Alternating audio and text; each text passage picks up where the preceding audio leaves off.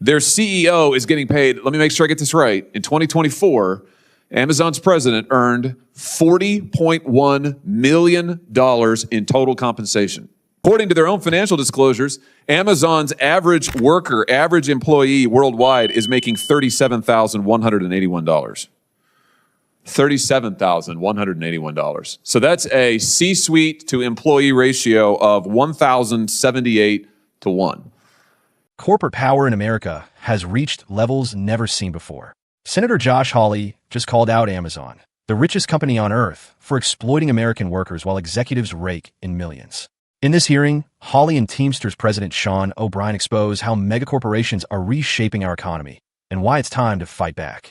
Stay tuned as we break down how Amazon's empire thrives on worker exploitation, why the government is finally stepping in, and what it really takes to hold these woke corporations accountable. Senator Hawley. Thank you very much, Mr. Chairman. Thanks for calling this hearing. Thanks again to the witnesses for being here. I want to start with you, Mr. O'Brien, but first let's just do a little bit of context. We are here to diagnose the issue. I think that's diagnose the problem. That's the title of the hearing. So let's just take a look at what the problem is that's staring us right in the face, which is the rise of these giant corporations like Amazon, for example, the biggest corporations in the history of America, the biggest corporations in the history of the world, the richest corporations in the history of the world. They're making money like we've never seen before, but they don't want to pay their workers. A lot of times they don't even want to have workers. They don't want to have American workers. Look at Amazon. Here's their net sales and net income. In 2024, Amazon's net sales topped $600 billion, $637 billion to be exact. Their net income doubled from 2023 to 2024. Doubled. Their CEO is getting paid, let me make sure I get this right, in 2024, Amazon's president earned $40.1 million in total compensation. 40.1. The previous year, he'd earned merely 29.2. I mean, that's an unbelievable, that's great work if you can get it. That's an unbelievable raise. Only problem is, according to their own financial disclosures, Amazon's average worker, average employee worldwide is making $37,181. $37,181. So that's a C-suite to employee ratio of 1,078 to 1. And meanwhile, these guys are fighting you, Mr. O'Brien, every step of the way as you try to get some basic representation for their workers, for their drivers. Tell us about what you've been facing from this company. I'll get this right at one point. Amazon is probably the largest violator of the NLRA right now. And they have grown significantly, to your point. They focus on 150% turnover ratio in their workforce. They focus on distressed communities. And the number one violator of OSHA, they've got the most violations last time we checked. Now, we have a model that's a similar company that employs similar workforce at United Parcel Service, 340,000 Teamsters that are part-time and full-time. Those part-timers earn full-time benefits, health and welfare and pension. They earn wage increases guaranteed every year. They earn a livable wage. And most importantly, they have a path to a full-time career that on the average, the UPS full-time employee makes about $140,000 per year for doing the same business. And UPS is a very profitable business. Boy, you talk about $140,000 and change. You talk about that versus $37,000. I'm just thinking back to your reference to rerum novarum, the dignity of the individual. I mean, how are you supposed to raise a family on $37,000? The difference between that and what you've been able to secure at UPS is incredible. Let me just ask you this. Amazon is also one of the biggest offenders when it comes to not negotiating with workers who've decided to unionize. You mentioned Staten Island. I think they're still waiting for a first. Yeah, Staten Island was organized in 2022 under the ALU.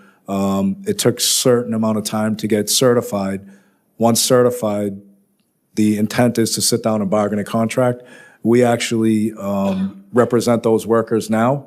In 3 years, we have not been able to get them to a table. It's been stall tactics, obviously challenging the constitutionality of the NLRA, but also filing charges at the NLRA, NLRB, so they are contradicting themselves every turn of the way just to use union avoidance. And I believe there was a article in the Economic Policy Institute, which was dead on, that stated Amazon has zero intention of engaging in real good faith collective bargaining with representatives of Staten Island workers. In fact, their business model, which relies on high worker turnover and avoiding responsibility for their employees, is designed to make union organizing nearly impossible. In that context, tell us why the Faster Labor Contracts Act is so important to put a shot clock on these big corporations so they can't just say, well, you voted to unionize, good luck to you. We're never, ever going to sit down and talk to you. Yeah, the Faster Labor Contracts Act has timelines. It has consequences for bad behavior. And I think it's important that if and when this Faster Labor Contracts Act is passed, bad actors like Amazon will be forced to the table, will be forced to negotiate, and will have to agree to a first-time contract without retaliating against the employees. And you will see a continued workforce that has a future under this Faster Labor. I just want to say this in conclusion, Mr. Chairman. Many folks on our side of the aisle talk about their concern about woke corporations, and I'm worried about woke corporations too. You want to make woke corporations a thing of the past? Make them accountable to the American worker. Empower the American worker. Give them a voice. That's the solution. Thank you, sir. Senator Josh Hawley didn't hold back in this powerful hearing, calling out Amazon and other megacorporations for exploiting American workers while executives pocket millions. He said it's time to diagnose the problem. And the problem is clear. Corporate greed has concentrated unprecedented power and wealth in the hands of a few, while small businesses and working families struggle to survive. In 2024, Amazon sales hit an unbelievable $637 billion, with profits doubling from the year before. Their CEO took home $40 million, while the average worker earned just $37,000, a shocking pay gap of 1,078 to 1. Teamsters President Sean O'Brien called it what it is, corporate feudalism, and said Amazon's fortune is built on violating labor laws, exploiting distressed communities, and driving a 150% worker turnover rate. He contrasted Amazon with UPS, where unionized workers earn an average of $140,000 with benefits, pensions, and real career paths, proving that worker representation makes all the difference. Meanwhile, Amazon continues to resist union efforts, especially at its Staten Island warehouse, where employees voted to unionize in 2022 but still don't have a contract. The company has stalled negotiations and fought workers every step of the way. Corporate America has had its say for too long. Now it's time for working Americans to be heard. If you stand with workers, hit that like button, subscribe, and share this video because the fight to hold corporate power accountable starts with awareness.